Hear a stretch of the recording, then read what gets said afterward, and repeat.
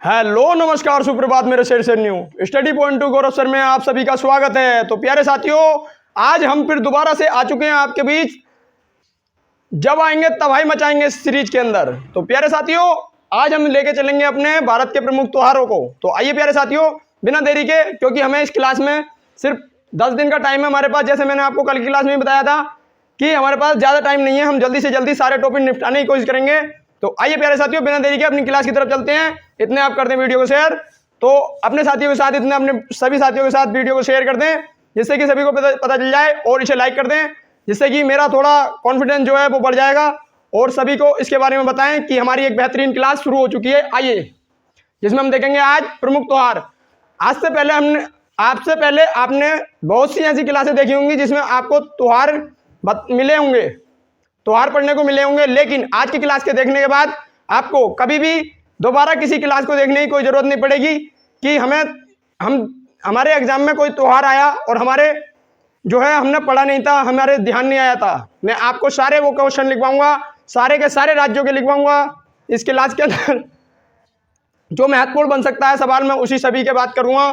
ज़्यादा से ज़्यादा मैं त्योहार, ज़्यादा से ज़्यादा राज्यों के बारे में हम बताने की कोशिश करेंगे। आइए प्यारे साथियों, तो आइए देखते हैं पहले पॉइंट को। हम केरल से लेके चलते हैं। तो केरल में, केरल के प्रमुख त्योहार। तो केरल के अंदर पहला त्योहार आता है जिसे हम कहते हैं ओणम, जिसे कहते हैं ओणम, ओणम त्योहार। और इस त्योहार के अंदर क्या होता है, तो ये होता है फसल कटाई के समय। आप इस वीडियो को सिर्फ 2 बार देख लें, मैं आपको सारे सब्जेक्ट, सारे इसी क्लास के अंदर आपको मैं सारे याद भी करवाता चलूंगा। तो फसल कटाई के समय क्या होता है, ओणम त्योहार। फसल कटाई के समय होता है ओणम, फसल कटाई के समय।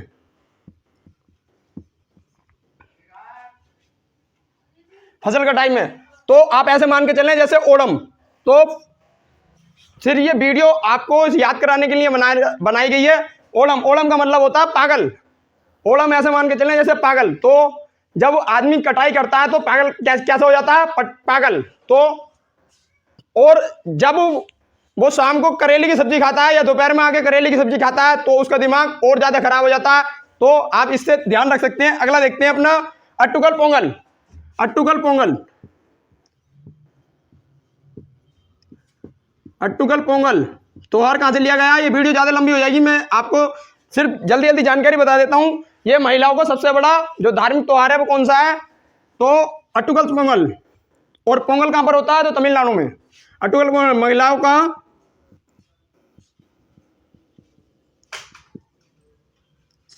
सबसे बड़ा धार्मिक त्योहार।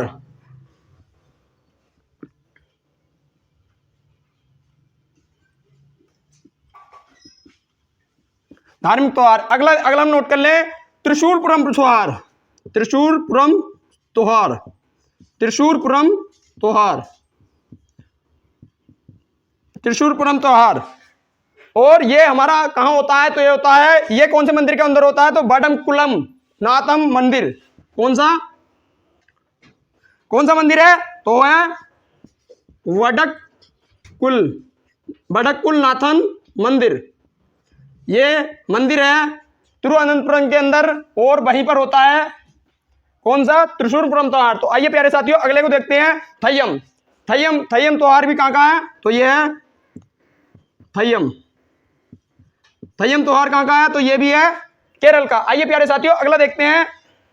अगला है विशु त्योहार। विशु, विशु, विशु कहां का है, तो विशु त्योहार भी है केरल का। तो आइए प्यारे साथियों, विशु त्योहार भी है केरल का। और ये त्योहार किस लिए मनाया जाता है, आपको मैं ऐसी जानकारी देता चलूंगा। नए साल के लिए, नए साल के उपलक्ष्य में, नए साल के उपलक्ष्य में, नए साल के उपलक्ष्य में मनाया जाता है विशु त्योहार। तो आइए प्यारे साथियों, अपना अगला देखते हैं। जैसे होता है अरट्टू। अरट्टू त्योहार भी कहां का है, तो वो भी है केरल का। अरट्टू,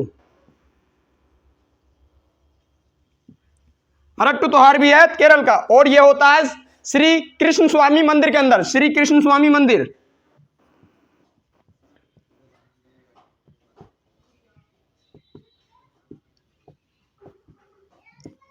श्री कृष्ण स्वामी मंदिर के अंदर। आइए प्यारे साथियों, इसका एक बार आप स्क्रीनशॉट ले लें।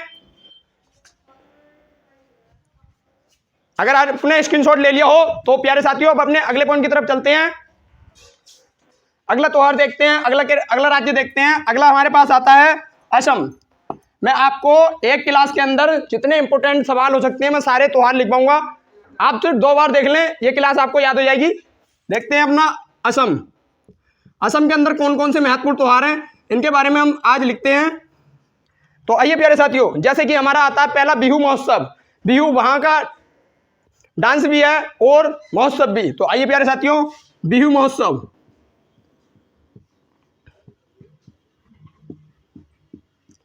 बिहू महोत्सव डांस भी है और त्योहार भी। अगला देखते हैं, अगला आता है मकरबिलक्कू त्योहार। मकरबिलक्कू त्योहार,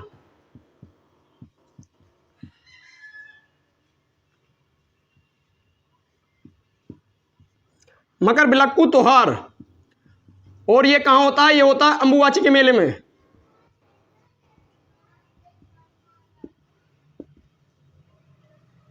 अंबुबाची मंदिर में।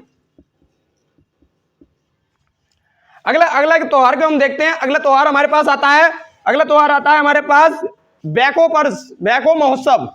तो आइए देखते हैं बैको महोत्सव। और इसके बाद अगला नोट कर लेंगे। अगला हमारे पास आता है पोवा मक्का। पोवा मक्का त्योहार के बारे में मैं आपको थोड़ी जानकारी देता हूं। जो सऊदी अरब का मक्का है वहां की यात्रा और यहां की यात्रा, उसके बारे में रिलेट करके बताता हूं कि आप अगर पोवा मक्का जाता है असम के अंदर तो वो सऊदी अरब की 1/4 यात्रा कर लेता है। ऐसा माना जाता है कि जो भी पोवा मक्का की यात्रा करता है वो सऊदी अरब की 1/4 यात्रा कर लेता है। कैसे? सऊदी अरब की, ऐसे लिख लें, मक्का की 1/4 यात्रा कर लेता है। जो व्यक्ति पोवा मक्का की यात्रा करता है वो 1/4 यात्रा कर लेता है। इसके बाद हम अगला त्योहार देखते हैं अपना। अगला आता है हमारे पास हाथी महोत्सव। हाथी महोत्सव भी कहां का है? तो यह है असम का हाथी महोत्सव। हाथी महोत्सव किस लिए आया है यहां पर? तो हाथी महोत्सव का मतलब यहां पर इतना है कि जो असम का काजीरंगा नेशनल पार्क है, तो काजीरंगा नेशनल पार्क किस लिए प्रसिद्ध है? हाथियों के लिए। तो इसीलिए मनाया जाता है कौन सा त्योहार? तो वो हाथी महोत्सव काजीरंगा नेशनल पार्क के लिए। नेशनल पार्क,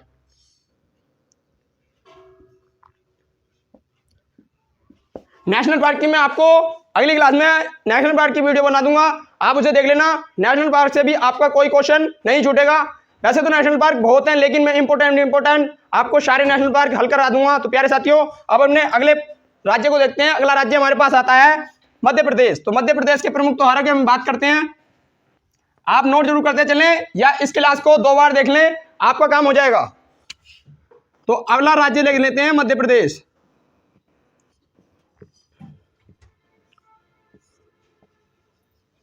प्यारे साथियों, मध्य प्रदेश के प्रमुख त्योहारों में आता है लोकरंग महोत्सव। तो आइए प्यारे साथियों देखते हैं लोकरंग महोत्सव।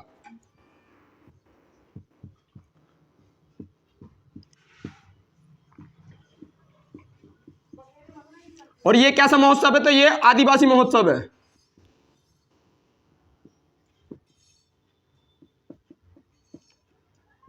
इसीलिए आदिवासी महोत्सव भी लोकरंग महोत्सव को कहा जाता है। प्यारे साथियों, अब अपने अगले पॉइंट को देखते हैं। आइए अगले पॉइंट को हम देखते हैं। अगले पॉइंट में हमने देखा है मध्य प्रदेश के अंदर प्रसिद्ध है क्या? खजुराहो के मंदिर।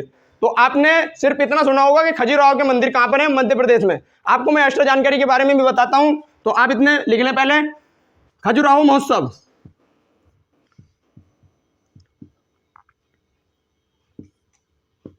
खजुराहो महोत्सव कहां का है? तो ये भी है मध्य प्रदेश का। और ये कहां, किसके सामने होता है और कैसे कैसे होता है, तो इसके बारे में हम देखते हैं। तो चित्रगुप्त मंदिर और विश्वनाथ मंदिर, पहले आप लिख लें फिर मैं समझाता हूं। चित्रगुप्त और विश्वनाथ मंदिर।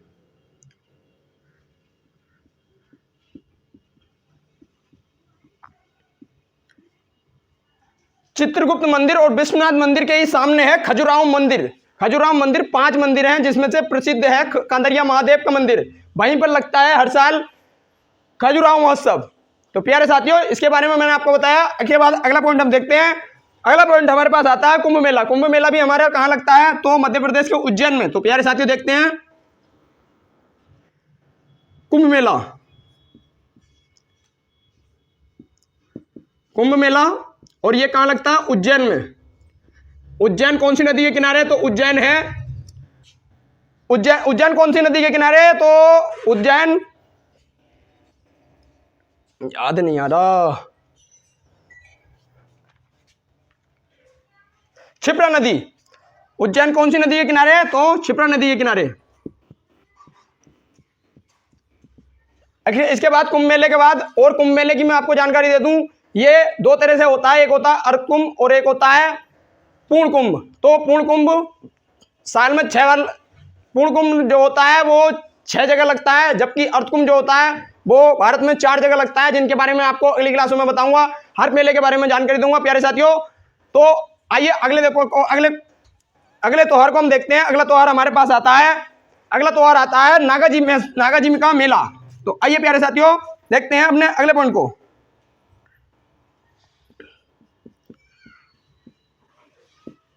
नागाजी का मेला, ये भी कहां लगता है? तो ये लगता है, ये भी लगता है मध्य प्रदेश में। और ये क्यों लगता है? तो प्यारे साथियों, जो संत नाग वो थे, संत नाग स्वामी, संत नाग, जो इनके बारे में लिख लें, संत नाग जी।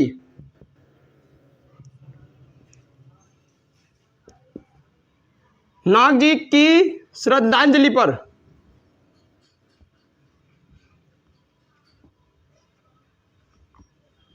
श्रद्धांजलि पर ही मनाते हैं नागाजी महोत्सव। तो आइए प्यारे साथियों, अपने अगले पॉइंट को देखते हैं। और प्यारे साथियों, अगला पॉइंट आता है हमारे पास तानसेन महोत्सव। मैंने आपको इस क्लास के देखने, मैंने आपको जैसे शुरू में ही बताया था, इस क्लास को देखने के बाद आपको कभी भी ऐसा नहीं लगेगा कि हमारा कोई क्वेश्चन छूट गया। तो आइए देखते हैं तानसेन महोत्सव। अगर महोत्सवों से कोई भी क्वेश्चन आपके एग्जाम में आएगा तो मैं आपको गारंटी देता हूं कि आपसे इतने सारे महोत्सव नहीं पूछे जाएंगे। प्यारे साथियों, सिर्फ एक ही महोत्सव पूछा जाता है और उसके बारे में मैंने आपको बता दिया है। मैं आपको, मेरी क्लास का सिर्फ इतना मतलब है कि जब आएंगे तबाही मचाएंगे। तो ऐसी तबाही मचानी है कि पेपर की खोपड़ी में छेद कर देना है एकदम। आइए प्यारे साथियों, अपने अगले राज्य को देखते हैं। इतना आप नोट कर लें या इसका स्क्रीनशॉट ले सकते हैं।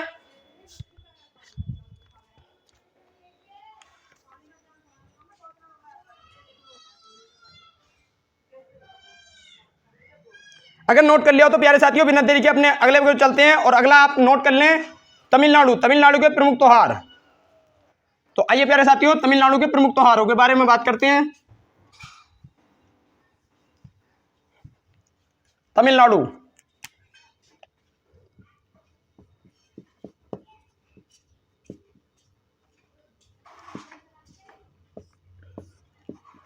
तमिलनाडु का प्रमुख त्योहार आता है जिसे कहते हैं पोंगल। अट्टुकल पोंगल कहाँ का था? तो वो था केरल का। और ये पोंगल कहाँ का है? तो तमिलनाडु का। इसे ना याद कर लें क्योंकि इसमें कंफ्यूज ज्यादा होता है। तो पोंगल, पोंगल त्योहार ये कहाँ का है? तो ये है तमिलनाडु का। प्यारे साथियों, इसके बारे में हमने देखा। और ये कब होता है? ये कैसा उत्सव है? तो ये भी फसल कटाई उत्सव है। कैसा है? फसल कटाई उत्सव।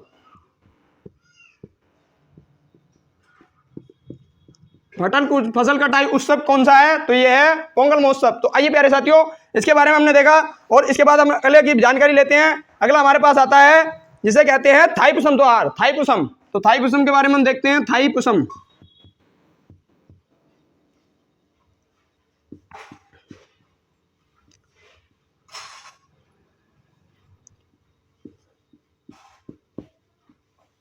थाईपुसम त्योहार,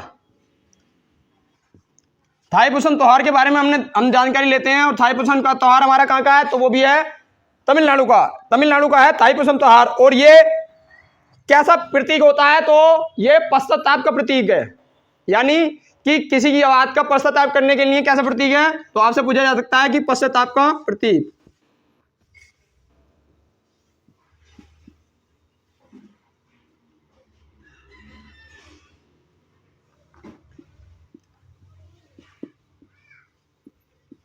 पश्चाताप का प्रतीक। अगला त्योहार को हम देखते हैं, अगला आता है थिरुवीरारू त्योहार। थोड़े तमिलनाडु के जो त्योहार हैं उनके थोड़े नाम जो होते हैं वो अटपटे होते हैं, अटपटे नामों को भी देखकर आप समझ सकते हैं कि कहाँ का हो सकता है, तो वो तमिलनाडु का। तो अगला लिख लें, थिरुवीरारू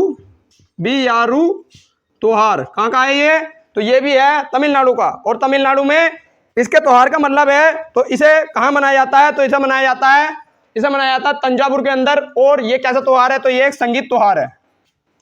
तो कैसा त्योहार है, संगीत त्योहार। और ये कहाँ मनाया जाता है, तो तमिलनाडु के तंजावुर में मनाया जाता है। इसके बाद हम अगले पॉइंट को देखते हैं। अगला हमारे पास आता है झारखंड। प्यारे साथियों, झारखंड त्योहार के बारे में हम देखेंगे अब, तो आप नोट कर लें।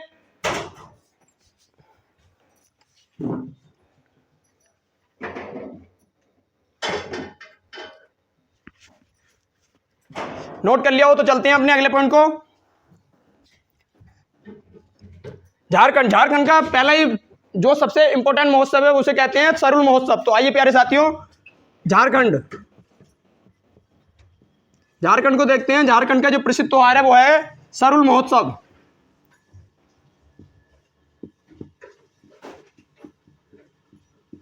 सरुल महोत्सव हमारा कहाँ का है, तो वो है झारखंड का। तो प्यारे साथियों, झारखंड के बारे में, और ये कैसा महोत्सव है, तो ये आदिवासियों का सबसे बड़ा पर्व माना जाता है। कहाँ का, झारखंड का। तो आइए प्यारे साथियों, इसके बारे में नोट कर लें।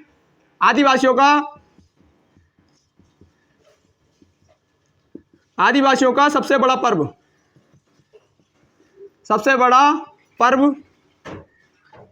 या सबसे बड़ा त्योहार।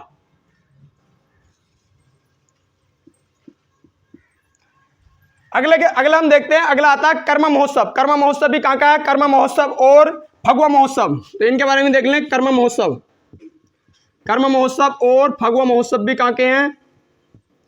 मैं आपका ज़्यादा टाइम खराब नहीं करूंगा क्योंकि समय बहुत कीमती होता है। प्यारे साथियों, आइए जल्दी जल्दी देख लेते हैं, क्योंकि हमें आप सिर्फ एग्जाम से पहले इस क्लास को सिर्फ 2 बार देख लेना। आपके सारे त्योहार मैं गारंटी देता हूं कि इसी क्लास में से सब क्लियर हो जाएंगे, क्योंकि मैंने कोई भी त्योहार इंपॉर्टेंट देखकर ही छाटे हैं और किसी को भी छोड़ा नहीं है। तो प्यारे साथियों, अगले पॉइंट को देखते हैं।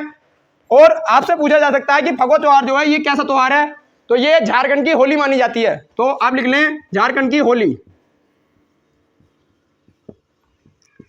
झारखंड की होली किस त्योहार को माना जाता है, तो झारखंड की होली वो किसे माना जाता है, फगुआ त्योहार को। और प्यारे साथियों, अगले राज्यों को हम देखते हैं। अगला राज्य हमारे पास आता है जिसे हम कहते हैं जम्मू कश्मीर। तो जम्मू कश्मीर में बहुत इंपॉर्टेंट त्योहार हैं, उसके बारे में देख लें। जम्मू कश्मीर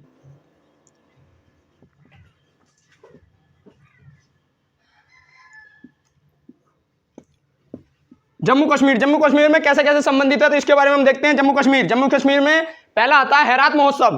तो आपसे पूछा जाएगा कि हैरात महोत्सव जो भारत के अंदर शिवरात्रि होती है, तो भारत के अंदर तो क्या कहते हैं, शिवरात्रि, जबकि जम्मू कश्मीर में क्या कहते हैं, हैरात। तो जम्मू कश्मीर की शिवरात्रि किसे कहा जाता है, हैरात महोत्सव को। तो आप लिख सकते हैं जम्मू कश्मीर की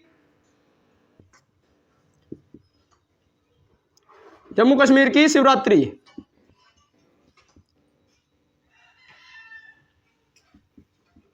जम्मू कश्मीर की शिवरात्रि हैरात महोत्सव को कहते हैं। इसके बाद हमारे पास आता है अगला महोत्सव जिसे हम कहते हैं ट्यूलिप महोत्सव।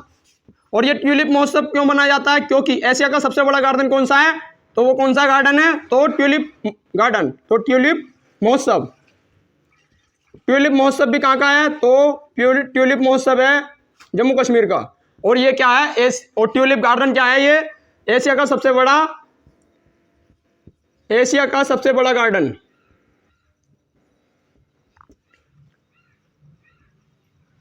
एशिया का सबसे बड़ा गार्डन कौन सा है, तो वो है ट्यूलिप गार्डन जम्मू कश्मीर के अंदर। इसके बाद हम अगले महोत्सव की तरफ बढ़ते हैं, और अगला महोत्सव हमारे पास आता है प्यारे साथियों, अगला महोत्सव आता है जिसे कहते हैं शिकारा महोत्सव। शिकारा महोत्सव भी कहाँ का है, तो शिकारा महोत्सव भी जम्मू कश्मीर का है। इसके बाद आता है लोहड़ी महोत्सव। तो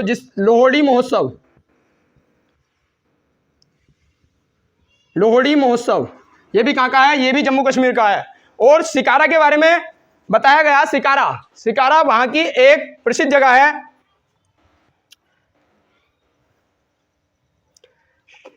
शिकारा, शिकारे के बारे में थोड़ी जानकारी ले लें। जैसे डल झील, डल झील थी, डल झील के ही संरक्षण के लिए शिकारा महोत्सव मनाया जाता है। तो इसके बारे में लिख लें, डल झील के संरक्षण के लिए, डल झील के संरक्षण के लिए,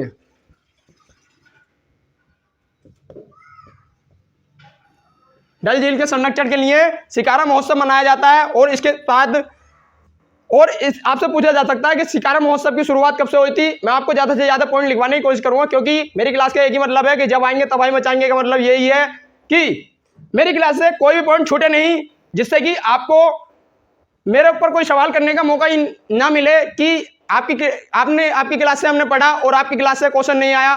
अगर कोई भी क्वेश्चन त्योहार से संबंधित अगर एग्जाम में आता है तो मैं गारंटी से कह सकता हूं कि वो क्लास में मेरी क्लास से जरूर आया है। तो प्यारे साथियों, देखते हैं ये कब से चालू हुआ था। ये हुआ 2016 से, 2016 से शुरू हुआ।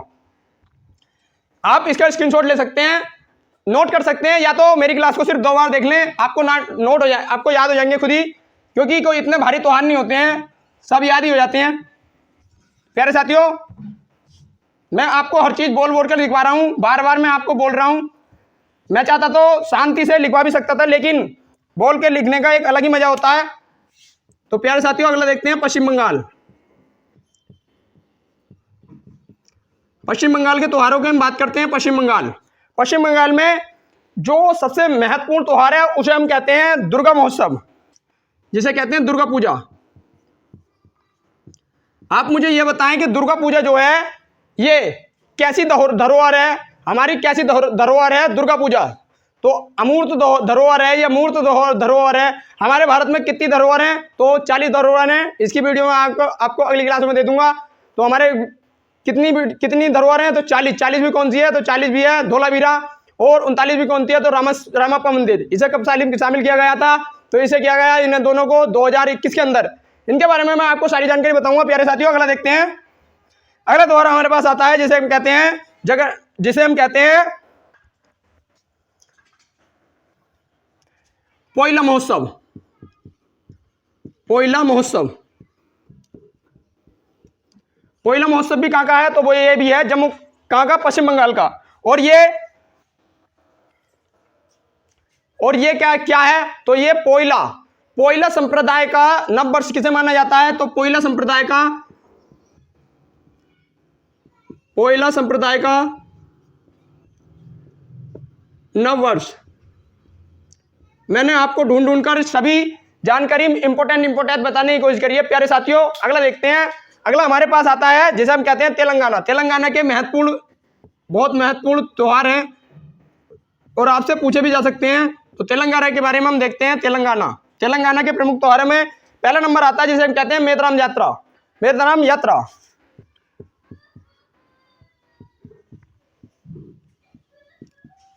मेतराम यात्रा, मेतराम यात्रा ये कैसा है? तो ये भारत का दूसरा सबसे बड़ा त्योहार। तो भारत का पहला कौन सा है? तो पहला सबसे बड़ा, तो वो है कुंभ मेला।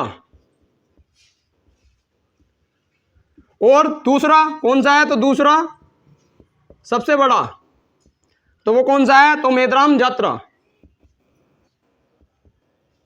मेतराम यात्रा है दूसरा सबसे बड़ा। इसके बाद अगला पॉइंट हम देखते हैं जिसे हम कहते हैं बोनालू महोत्सव।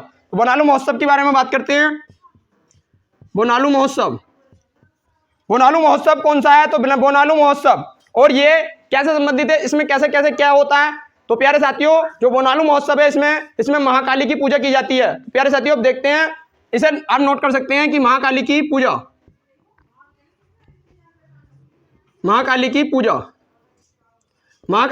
कौन से महोत्सव में की जाती है? तो बोनालू महोत्सव है। इसके बाद हम देखते हैं प्यारे साथियों, इसके बाद हमारे पास आता है बतुकम्मा महोत्सव, जिसे हम कहते हैं फूलों का त्योहार। फूलों का त्योहार कौन सा है? बतुकम्मा महोत्सव। तो आइए इसे भी लिख लेते हैं, बतुकम्मा महोत्सव। बतुकम्मा महोत्सव, और ये कैसा त्योहार है? तो ये फूलों का त्योहार है। फूलों का त्योहार, या इसे कहते हैं पुष्प त्योहार।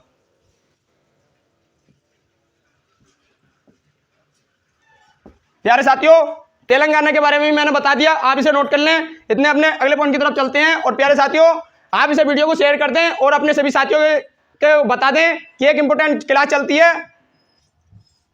नोट कर लिया हो तो अब चलते हैं अपने अगले पॉइंट को, देखते हैं अगला राज्य। क्योंकि हमें क्लास में सिर्फ टाइम नहीं गंवाना बिल्कुल भी, हमारा एग्जाम जो है वो नज़दीक है और उसी एग्जाम को देखते हुए मैं सारे त्योहारों को आपके बीच लेकर हाजिर हुआ हूँ। प्यारे साथियों, अगला देखते हैं लद्दाख। लद्दाख में भी कुछ महत्वपूर्ण त्योहार हैं जिसके बारे में हम देखते हैं। लद्दाख में हमारा पहले ही आता है जिसे हम कहते हैं हेमिस फेस्टिवल। हेमिस फेस्टिवल कहाँ का है? तो है लद्दाख का। हेमिस महोत्सव। और ये हेमिस महोत्सव क्यों इंपॉर्टेंट है? क्योंकि जो भारत का सबसे बड़ा राष्ट्रीय उद्यान है वो कौन सा है? राष्ट्रीय उद्यान की वीडियो में अभी आज जैसे मैंने आपको बताया, कल मैं आपको राष्ट्रीय उद्यान की वीडियो बना के दे दूंगा, उसके बारे में मैं सारी जानकारी बताऊंगा। तो भारत का सबसे बड़ा राष्ट्रीय उद्यान, तो सबसे बड़ा राष्ट्रीय उद्यान कौन सा है? तो वो है हेमिस राष्ट्रीय उद्यान। हेमिस सबसे बड़ा राष्ट्रीय उद्यान कौन सा है? तो वो कौन सा है? हेमिस राष्ट्रीय उद्यान। तो प्यारे साथियों, जैसे मैंने आपको अभी बताया कि सबसे बड़ा राष्ट्रीय उद्यान कौन सा है, तो हेमिस राष्ट्रीय उद्यान। प्यारे साथियों, अब अगले पॉइंट को देखते हैं। अगला पॉइंट हमारे पास आता है लद्दाख के अंदर ही लोसार महोत्सव और सिंधु दर्शन महोत्सव। तो लोसार महोत्सव कहाँ का है? तो ये है लद्दाख का लोसर महोत्सव। लोसर और लोसांग में आप कंफ्यूज ना हुए। लोसर है कहाँ का? लोसर या लोसार कहाँ का है? तो ये है लद्दाख का। और जो लोसांग है वो है सिक्किम का। तो इसके बारे में मैं बताता हूँ। प्यारे साथियों, अगला लिख लें इसी के बारे में। अगला आता है सिंधु दर्शन महोत्सव। सिंधु दर्शन महोत्सव ये भी कहाँ का है? तो ये भी है लद्दाख का। इसके बाद हम अगले राज्य की बात करते हैं जिसे हम कहते हैं उत्तर प्रदेश। उत्तर प्रदेश में ज़्यादा कोई खास त्योहार नहीं है, लेकिन इन त्योहारों के बारे में आपको सभी को पता भी होगा। मेरी क्लास का सिर्फ लक्ष्य है कि कोई भी राज्य छूटे नहीं, मैंने सभी राज्यों को लेकर चला है। तो अगले को लिख लेते हैं, जैसे है उत्तर प्रदेश। उत्तर प्रदेश के महोत्सवों को लिख लेते हैं, जैसे श्री कृष्ण जन्माष्टमी और कुंभ मेला। कुंभ मेला भी भारत में लगता है, कहाँ पर? इलाहाबाद में, उत्तर प्रदेश में इलाहाबाद के अंदर। तो इसे लिख लें कुंभ मेला। कुंभ मेला ये कहाँ लगता है? इलाहाबाद में, जिसे कहते हैं प्रयागराज। प्रयागराज में लगता है कुंभ मेला। इसके बाद हम कहते हैं श्री कृष्ण जन्माष्टमी। ये भी कहाँ लगती है? तो ये मनाई जाती है खासकर मथुरा के अंदर। अगले बारे में देखते हैं जिसे हम कहते हैं रामलीला। रामलीला का त्योहार भी भारत के अंदर प्रसिद्ध त्योहार है। और ये कहाँ पर मनाई जाती है पूर्ण रूप से? तो ये मनाई जाती है, बात उस समय की है जब भगवान राम 14 वर्षों के लिए वनवास गए थे और वहां से जब लौटे थे, तो उसी के बारे में जो जानकारी देती है हमें कौन सी देती है? तो उसे कहते हैं रामलीला। रामलीला से की जानकारी हमें कहाँ से मिली? अयोध्या से। अयोध्या, तो आप इसमें लिख सकते हैं अगला त्योहार रामलीला। और रामलीला के बाद ये क्या होता है? दशहरे का त्योहार। रामलीला कहाँ? अयोध्या से शुरुआत हुई थी इसकी, अयोध्या। और इसी के बाद क्या होता है? दशहरे का त्योहार। और ये भी कहाँ मनाया जाता है? खासकर ये मनाया तो सभी जगह जाता है, लेकिन खासकर ये कहाँ मनाया जाता है? तो ये मनाया जाता है उत्तर प्रदेश के अंदर, क्योंकि अयोध्या नगरी कहाँ है? तो वो है उत्तर प्रदेश के अंदर। आइए प्यारे साथियों, अपने अगले पॉइंट को देखते हैं। इतने आप नोट कर लें।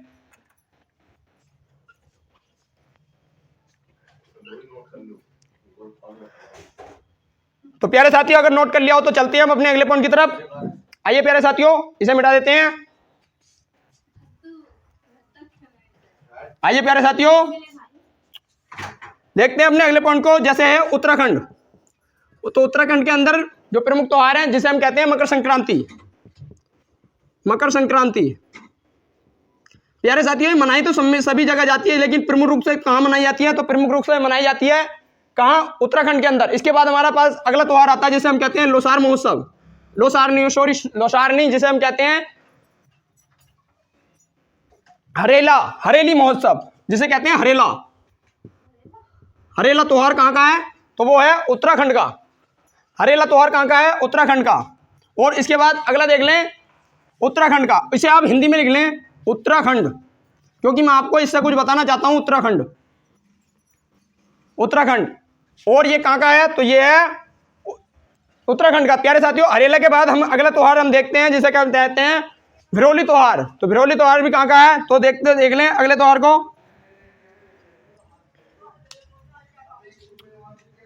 देख ले, अगले त्योहार है हमारा भिरोली महोत्सव। भिरोली महोत्सव, भिलोरी महोत्सव कहाँ का है, तो ये है। और ये किस लिए मनाया जाता है, तो प्यारे साथियों संतान कल्याण प्राप्ति के लिए मनाया जाता है। कौन सा त्योहार, भिरोली महोत्सव, संतान कल्याण के लिए मनाया जाता है भिरोली महोत्सव। इसके बाद हमारे पास अगला महोत्सव आता है उत्तराखंड के अंदर जिसे हम कहते हैं चैताल महोत्सव। तो आइए प्यारे साथियों देखते हैं हम इसे, जैसे चैतौल महोत्सव।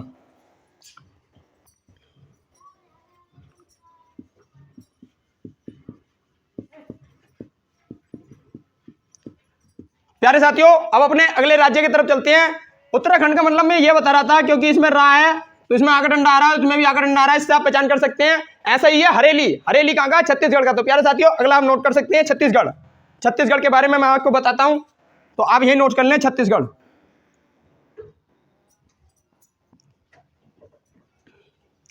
छत्तीसगढ़ का प्रमुख त्योहार है जिसे हम कहते हैं हरेली महोत्सव, हरेली त्योहार। हरेली त्योहार, इसमें भी एक ही मात्रा और इसमें भी एक ही मात्रा, मैं आपको यह बताना चाह रहा था प्यारे साथियों। और इसके बाद हम अगले के पास पहुंचते हैं और अगला हमारे पास आता है ओडिशा। ओडिशा के बारे में हम देखते हैं।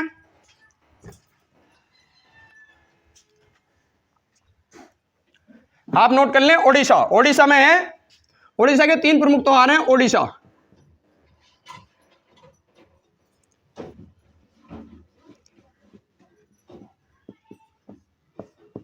धानु यात्रा, रज पर्व और नुआखाई।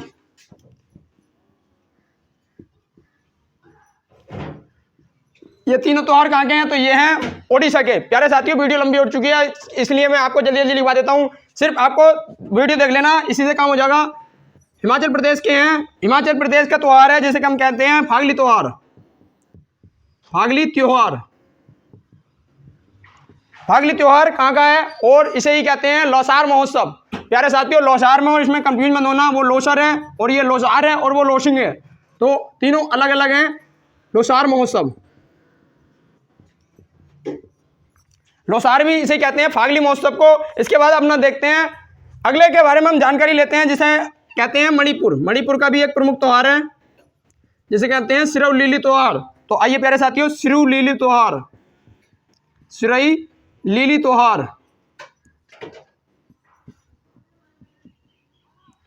त्योहार देख लें, त्योहार ऐसे लिखा जाता है शुद्ध वर्तनी में।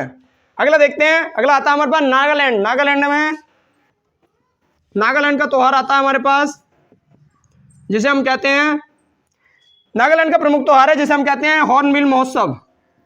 और ये हॉर्नबिल क्या है, तो प्यारे साथियों ये हॉर्नबिल एक पक्षी है। क्या है ये, पक्षी। नागालैंड का प्रमुख पक्षी कौन सा है, तो वो है हॉर्नबिल, इसीलिए मनाया जाता है नागालैंड में हॉर्नबिल त्योहार। इसके बाद हम अगले पॉइंट को देखते हैं सिक्किम। सिक्किम के बारे में देख लें, सिक्किम का प्रमुख त्योहार है जिसे मैंने अभी बताया था लोसांग महोत्सव। लोसांग महोत्सव। प्यारे साथियों अगले को देख लेते हैं, अगला है हमारा गुजरात। गुजरात का लिख लें डांडिया। डांडिया। इसके बाद हम अगले को देखते हैं, अगला आता है अरुणाचल प्रदेश का। तो अरुणाचल का लिख लें, अरुणाचल प्रदेश का हमारे पास आता है जिसे हम कहते हैं प्यारे साथियों तोरग्या महोत्सव। तोरग्या महोत्सव कहाँ का है, तो वो है अरुणाचल प्रदेश का। प्यारे साथियों और कर्नाटक का है, कौन सा त्योहार है, कर्नाटक का है कंबाला। इधर लिख लें कर्नाटक का कंबाला। और ये क्या है, तो ये है भैंसों की दौड़।